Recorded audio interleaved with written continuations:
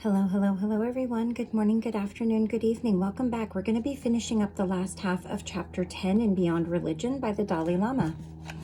We're talking about cultivating key inner values. We just finished up reading about contentment.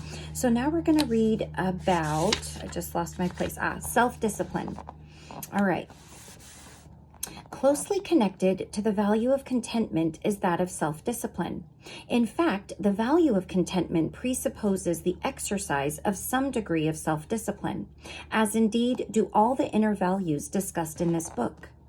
The important point about the virtue of self-discipline is that it must be voluntarily embraced.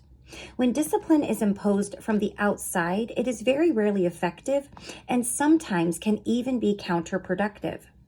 When discipline is imposed by fear, either fear of some external authority or fear stemming from our own cultural or religious conditioning, the individual often feels very little enthusiasm for it.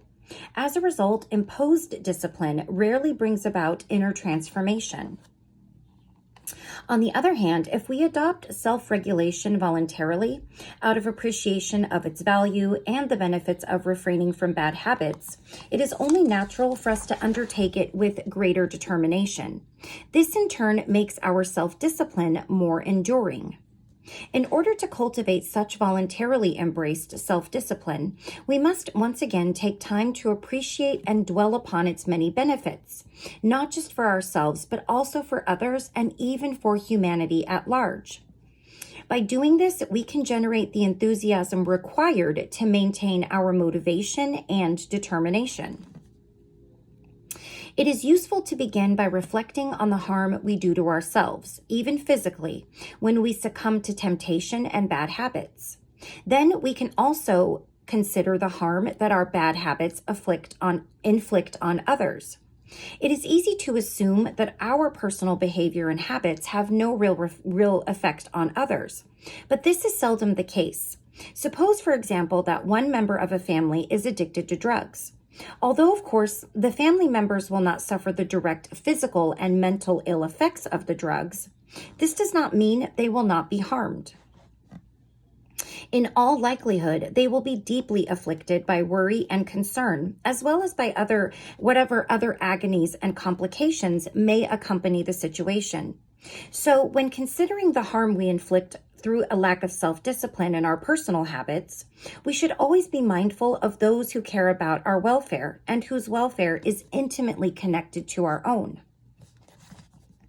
It can also be useful to consider the harmful effects of a lack of self-discipline at a wider social level.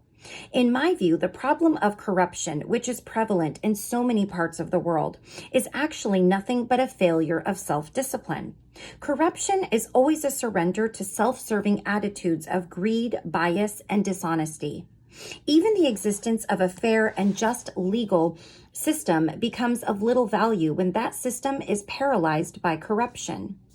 With the awareness that comes from contemplating the consequences of a lack of discipline, we can gradually develop a greater ability to resist temptation in our own life.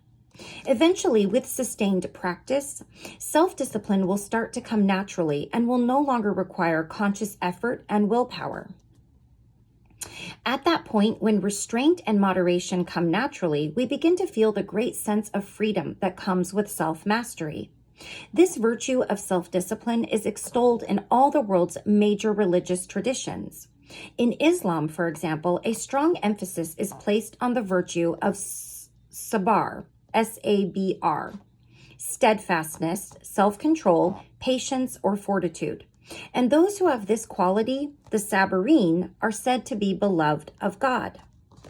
Gaining mastery over our destructive propensities through the exercise of awareness and self-discipline at levels of the body, speech, and mind frees us from the inner turmoil that naturally arises when our behavior is at odds with our ideals. In place of this turmoil come confidence, integrity, and dignity, heroic qualities all humans naturally aspire to.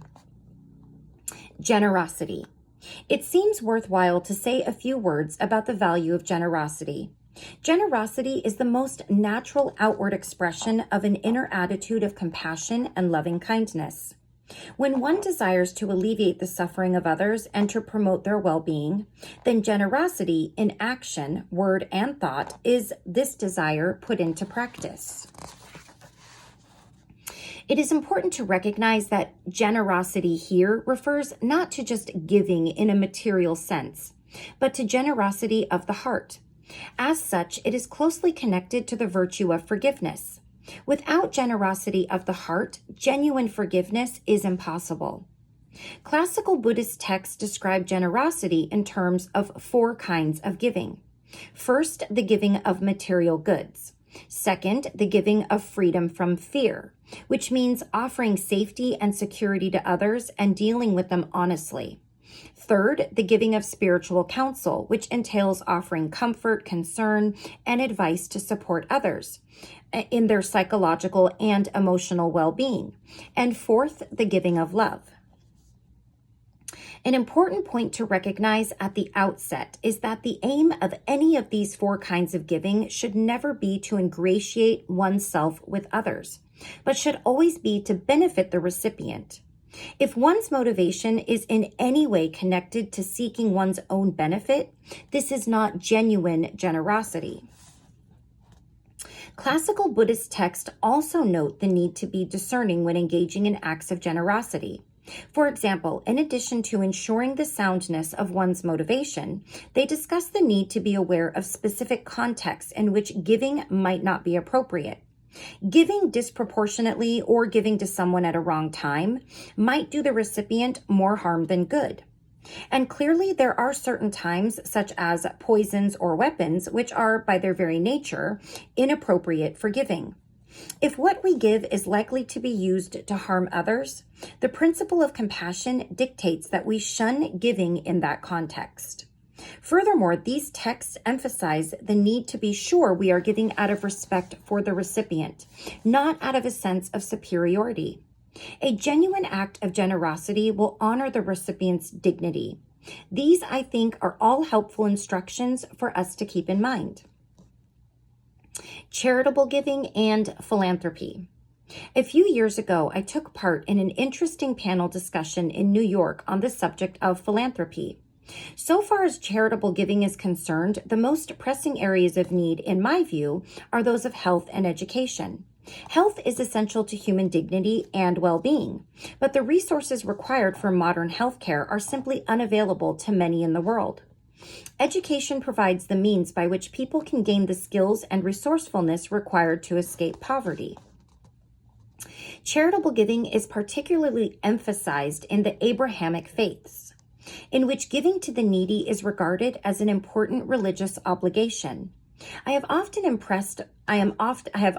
been impressed by the charitable work undertaken, much of it by Christian charities in the developing worlds. We Tibetans, especially during the difficult early years of our exile, have ourselves been on the receiving end of this generosity and have directly felt its benefit. In Islam, almsgiving, or zakat, is considered one of the 5 pillars that every devout person must practice. And in Judaism, too, charitable giving is held to be a key component of religious observance. But charitable giving does not just benefit the recipients. On the part of donors, what could possibly be more gratifying than the knowledge that, through their own help, many others, real people with real needs, are being benefited? For those who are already rich, additional wealth beyond a certain level does not bring them any real value, unless they put this wealth to good use. Even a billionaire has the same size of stomach as anyone else, and the number of homes one person can live in is finite. After a certain point, greater luxury and extravagance have no real effect on one's level of comfort. Eventually, wealth becomes merely a series of figures on paper or on a computer screen. Furthermore, if one cares about moral principles or about maintaining a basic sense of decency, then indulging in an excessive lifestyle for oneself in the face of all the poverty that exists in the world can be problematic. It is a bit like a person eating a meal with a sense of abandon in front of a beggar who is dying of hunger. Fortunately, there are today some remarkable people who, through their philanthropic activity share their enormous wealth with the needy and the poor in many parts of the world, especially in the fields of health and education. I have already mentioned Bill and Melinda Gates, who through their charity work dedicate so much to others. I also know personally the wonderful philanthropic work of Pierre and Pamela Omidyar, who contribute a substantial part of their wealth to helping others. When I meet such individuals, I always express my appreciation of their generosity toward the world's needy. I therefore appeal once again to all those who are in similar positions of wealth to seriously consider sharing their resources with others through philanthropy. Yet it is not just the extremely wealthy who need to think seriously about giving. Even for those of limited means, an attitude of generosity has huge benefits in opening one's heart and bringing one a sense of sympathetic joy and connection to others. Giving material goods is one form of generosity, but one can extend an attitude of generosity into all one's behavior. Being kind, attentive, and honest in dealing with others, offering praise where it is due, giving comfort and advice where they are needed, and simply sharing one's time with someone. All these are forms of generosity, and they do not require any particular level of material wealth. And I think this is the last section, the joy in giving. An important aspect of the practice of generosity, I feel, is to take joy in it. In the classical Indian tradition, there is a custom of dedicating acts of generosity to a higher altruistic goal. This helps ensure that generosity is not blind or driven by partiality or bias, but is directed toward the greater good of all humanity. The custom of dedication also allows the giver to rejoice in the act of giving. Taking joy in giving is very helpful, since it makes us more inclined to engage in similar acts of kindness and charity in the future. The great thing about giving is that it not only benefits the recipient, but also brings profound benefits to the giver. And the more one gives, the more one enjoys giving. Okay, that was short. I thought I didn't read quite so much of chapter 10 in the first video, but I think because the topic of contentment was so long, it definitely made this video much shorter, so that's okay. It's a little break in the long video segments that I have been posting frequently with this book. So our next chapter, which is chapter 11, is the last chapter of the book. And in this chapter, the author is going to go over lots of things, some ideas of what to do. There's some practicing mindfulness, planning how to practice being more mindful, relaxing and settling the mind. So there's going to be some things in here that will give us ideas of how to help train ourselves, help to do exercises and things to help us in all of the things that the Dalai Lama has mentioned in this book, all of the specific topics he has shared with us. So I will be breaking this up into 2 videos as well.